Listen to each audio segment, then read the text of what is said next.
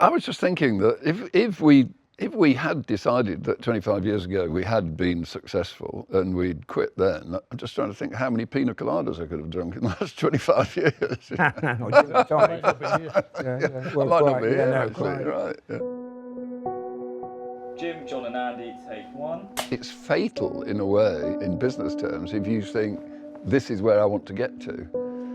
You've seen it so many times in business, you're tempted to make decisions to get to this point you've decided you want to arrive at, and you make the wrong decisions on the way. What we do is we look at opportunities as we go along. From an acquisition point of view, we're probably 1 in 10. For every 10 deals we look at, we do one. But I mean, a deal isn't a 5-minute job. You know, deals normally a minimum of 6 to 9 months and a lot of sort of concentrated effort.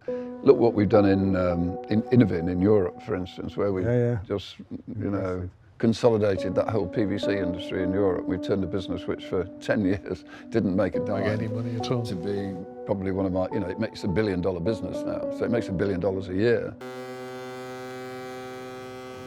For us, I think that virtual pipeline, I mean, it does stand out as being a really interesting achievement. To be fair, when it was first suggested, Lane suggested. Yeah, Lane, yeah. And they said, you must be bonkers. And then they looked into it and I said, you better do the full mass of this. Because don't forget, it was coming out of Pennsylvania down an old oil pipeline converted and had to build a tank. I mean, it was an enormously complicated project. And well, and also enter into 15-year gas contracts. Yeah. To the tune of about 15 billion. But the maths do work. Well, obviously we did it, and it's essentially it saved Grangemouth. Without that supply line, Grangemouth will be no doubt. The thing I remember on the day you're talking about, we were all in Grangemouth and the ship arrived. It was actually too windy to dock, but the ship was there. You know, we had the media and all the great and good were there. But the thing I do remember was, bearing in mind Nicola Sturgeon didn't make it. S&P didn't turn up. For the biggest manufacturing employer in Scotland. Yeah. And this was securing those jobs. We're about all that's left of Scottish manufacturing, and this was the saviour. Otherwise, we'd have had to shut it down. But, you know, by far and away, the biggest employer in Scotland would have collapsed.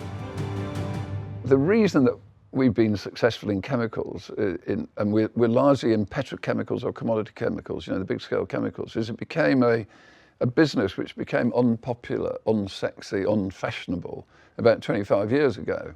So a number of those businesses came up on the market that were not particularly expensive because there weren't that many people chasing them. But what's happening in oil and gas is very similar today with what's happened with petrochemicals 25 years. It's become unpopular, unfashionable, unsexy, hasn't it, oil and gas?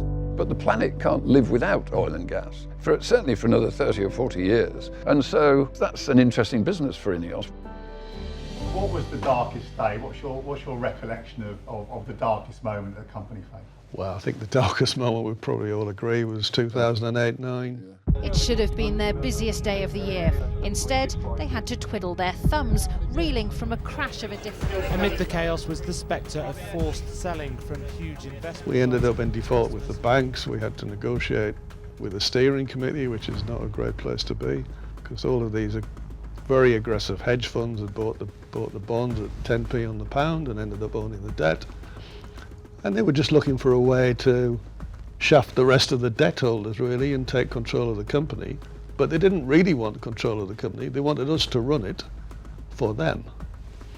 Anyway, we eventually agreed a deal with the committee, but you had to put it to the wider syndicate, you know, 300 lenders, and we had to turn up in a meeting in Glazier's Hall.